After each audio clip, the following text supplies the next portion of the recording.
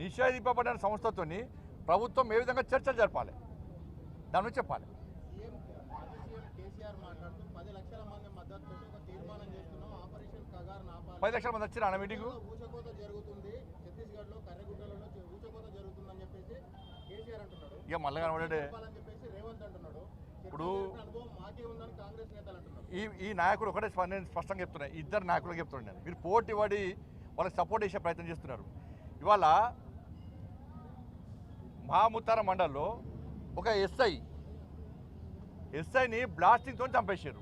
ఆ రోజు ఎస్ఐ భార్య సీమంతం పాపం. ఒక కానిస్టేబుల్ చంపేసారు ఆ రోజే, ఆ కానిస్టేబుల్ కొడుకు బర్త్డే. మరి ఆ రోజు ఈ కేసీఆర్ గారు వేరు, రేవంత్ రెడ్డి గారు వేరు.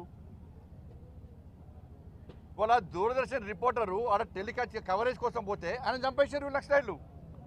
మరి ఆ రోజు కేసీఆర్ గారు ఎందుకు మాట్లాడలే, ఈ సంఘాలు ఎందుకు మాట్లాడలే, రేవంత్ రెడ్డి ఎందుకు మాట్లాడలే?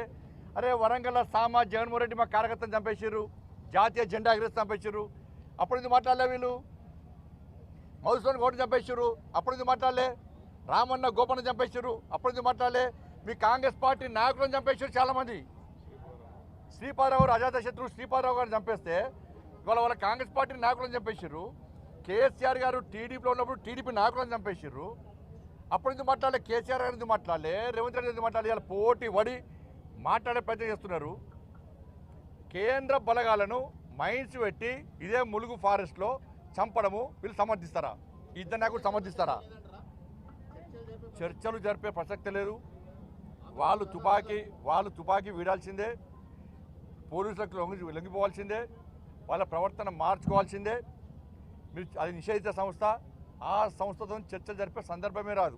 ఈ సంఘాల నాయకులు కూడా వాళ్ళు చేసినటువంటి అరాచకాలకు వీళ్ళు ఇందులో ఎందుకు స్పందించాలో సమాధానం చెప్పాలి. థ్యాంక్ యూ అన్న.